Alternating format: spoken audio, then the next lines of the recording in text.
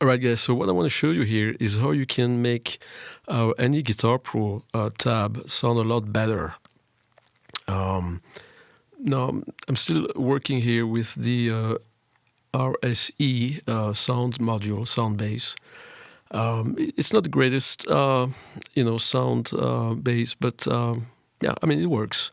We're only doing this for teaching purposes, so good enough. But there's a lot of things you can do actually on the charts that can make the guitars or anything else sound better. So we'll be looking at some of the things we did here, and then some of the interpretations here that we can check. Then, of course, we get the effects on each track, and if I click up here, we also have the sound mastering here. So let's look at that. Um, so stuff that you've probably already seen, I mean, is the vibrator here. That's kind of a common thing. But there is this thing here that I kind of like. If I click on this chord, you have this arrow here going down, and this is this thing right here. So if I click on it, you have the brush upstroke or downstroke, and then you can check here different things, if it falls on time or starts on time, and then this would be the duration. So by playing a little bit around with this, there's a lot of things you can do that makes it sound a lot more human. See, instead of having the really quick thing that makes it sound like a machine, right? So I put some different ones here. Like here you have fall on time, and then here there's another one. Yeah, falls on time too. Let me see, maybe here. Okay, this one is shorter. See. Let's go maybe here to the second guitar. I know I did some different ones here. So this one falls on time. And this one starts on time, you see? So anyways, in the context of all the different tracks, because you can see I have 4 different guitars here. I get the bass, the horns, the drums, and the percussions. By the way, I started with the chart that I found on internet, which was great because it already had horns, drums, percussions, and everything, the bass. So I just, redid my guitars and edited some of the other instruments to do what I wanted. So basically the idea, we were jamming on the Soulman with 2 great students of mine, and this idea came that we wanted to make a really long intro, because I really love the first 2 chords, the E and D here, and just going back and forth between those 2. It's just a great chord progression. Kind of reminded me of the way like a Grateful Dead would do something, just jam out on 2 chords, and you can play modes like this is Mixolydian here, for instance. You can just jam out on this. It's really stable, harmony, and you can just take off with a mode. It's really great. So let's see. What else do we have that we did here? Now we got this thing here, which is right here. And basically, if I go here, you can see it. Yeah, slide out downwards. So it's a little effect, that makes it more human too. What else do we have? Okay, so we have the ups and down. Whenever you have 2 chords like that, that you're playing with the pick, right here you have the downstroke and upstroke. So it does give it a little bit different sound and also more humanized, like that's how you would play it, because these are 16th notes, right? So you would do down up, starting on the beat, down up with your right hand, if you are right-handed. What else do we have? Let's look at the other ones. Okay, that's it for these. So of course we have the slides also, that can help. I'm just gonna solo this. You can hear the slide. See the little slide here is pretty nice. That's how I would actually play it. It makes it a little bit harder to read because I put all those slides and also the ties, so the notes would hold. But that's how I would actually play it. So it makes it sound more like, like a real player would do. And that vibrato comes back in at the end. That's really nice. What else do we have? So upstrokes, downstrokes. Okay, I think that's about here for yeah, that's about it. Okay, slides again here.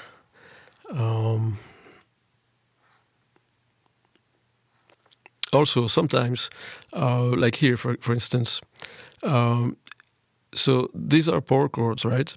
This one, instead of making it last an entire quarter note, I made it a little bit shorter with a dotted eighth note. But that's going to give it more of a rhythmic feel, because when the silence come in, it's really important. Remember that silence is musical, right? So where you put the little silence, sometimes a little bit ahead of the beat or behind the beat, that's going to help a lot, making things sound more human. We can check that here, maybe. Well, actually, we'll hear it in the context, because the other guitars also have that. Maybe this one. Okay, so this one, for example, is a quarter note here.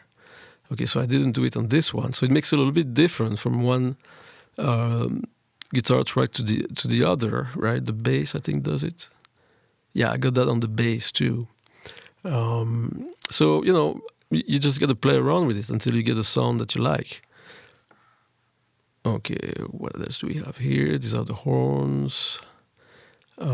Drums. Okay, yeah, drums. So I did add, a few crash cymbals you can see here. So we got this different. We got crash medium here on this hit. We got a snare here, but then we have the hi-hat closed, and then here we have the China, the crash high. So we get a little bit different. I don't know if a drummer would actually play it like that, but I don't really care. I just want it to sound good, So we got these different things here, and then I added a percussion track, and on here I put a little bit of tambourine, and then we got these really cool things here, like the jingle bell and tinkle bell. You're gonna see what that sounds like. Actually, put it here. Oops. We get this one here. We get this here. That's, what is that? The bell tree. And then we have this thing here, the vibra slap. So that's going to make it a lot more fun, Okay, let's actually listen to the whole track, because I should have started with that. So also panning, I pan some of the guitars right, left, not completely, but a little bit panning, so it opens up the sounds a little bit more. Same thing with percussions.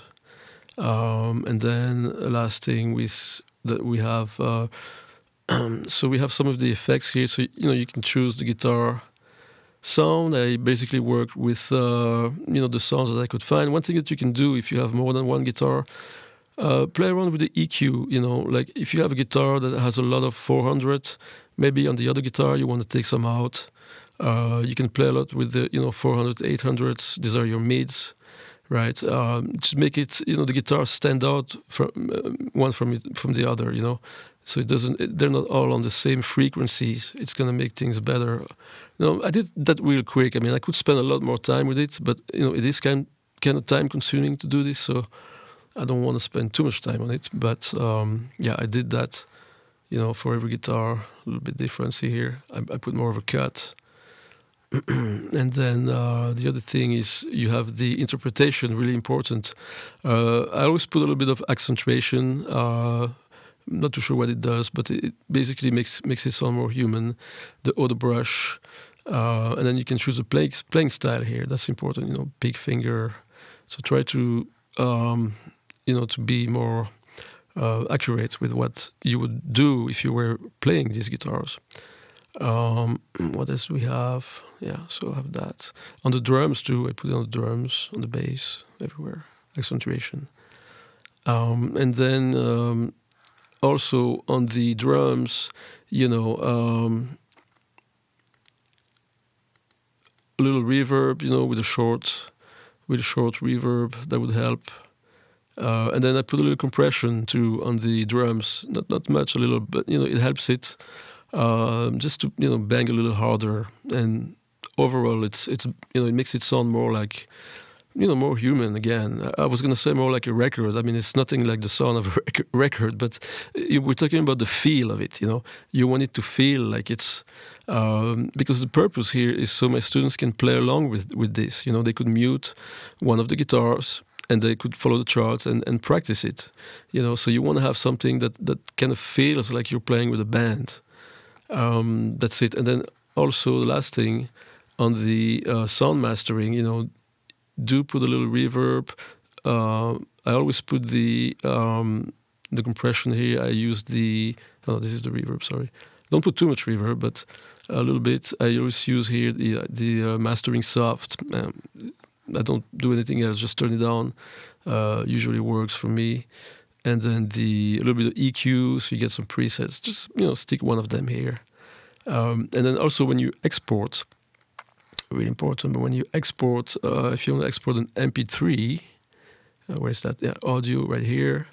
So you do check the normalization -1 dB. So that's going to make all of your tracks. I mean, all of your different Guitar Pro songs that you have basically hit at the same level when people listen to it. And then you can have the count in here and different things. Okay, so that's it. Now let's have a listen to it. You can see what I did. Starting to sound pretty cool. I'm still gonna make it longer later on, and add some stuff. But we have basically the first guitar here. This is gonna be maybe more of the. Hold on 1 second. Let me see something. I just saw something. Okay, I'm not sure why this is here. I don't think that should be here. This one. That's a mistake. Yeah. Shouldn't be here. So this chart is basically more of, I would say, beginner's guitar, because we're just playing open chords, right? Then I always have different levels here. So this is a little bit more, maybe second year students, or it depends. I mean, really doesn't matter. But usually we start by learning all those open chords. Then we move up the neck, and then we have those inversions up the neck, which are going to give it more of a the high end of the sound. So that the two guitars are not playing; they're playing the same chords, but different inversions, different places on the neck. And then we have this guitar, which would be the more advanced one, because it has the little licks, those bluesy licks, using scales and everything. And then it has the bar chords, which is a little bit more difficult. This one just basically wanted to add some echoes and then a little bit of power chords. So yeah, I did the fourth one here. It was more for the sound of it, but and that's it. So let's have a listen. Maybe I'll switch back and forth. But yeah, let's start with this one. All right, let's go. No sound. What's going on? Oh, there you go.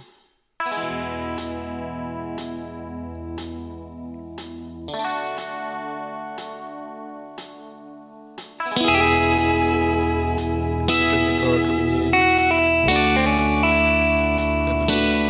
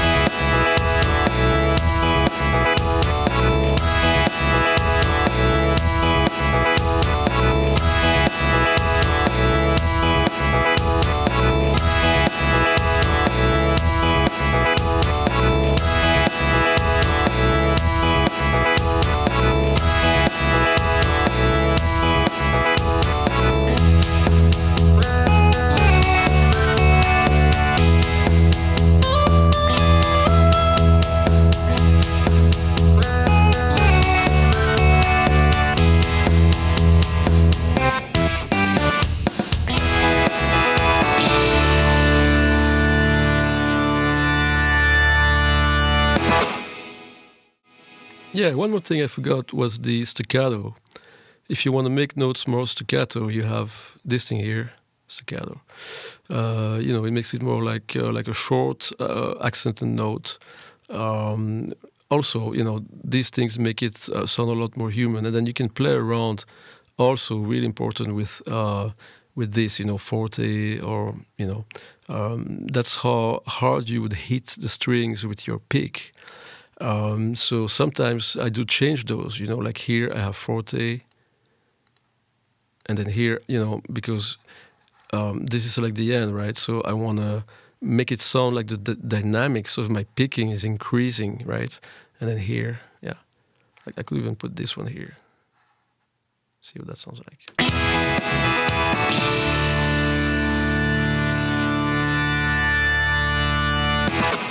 Yeah, I don't know if you can hear the difference, but if you do that on, basically all of your tracks, depending on where you want it to be, picked, with a more heavy, heavy hand or light, again, think about how you would play it if it's, a real guitarist playing it, and just basically try to reproduce that by using all these different features here. Makes it a lot more fun, a lot more, fun to play with. So, the students can mute a track right here, and then they could just play this chart, right? And they have like a, almost like a real band playing with them, play along. So this is it. I am using these. So this is Soulman, Blues Brothers, and we're using this in the context of copyright. U.S. copyright section 107, which is fair use. You can read about that. So we're using this for teaching purposes. Yeah, feel free to check out the website, right? See what's on there. Many good stuff for you guys. All right. And yeah, feel free to contact me if you want to, make suggestions about this tab, or, got any questions. I'll be happy to answer them. Okay.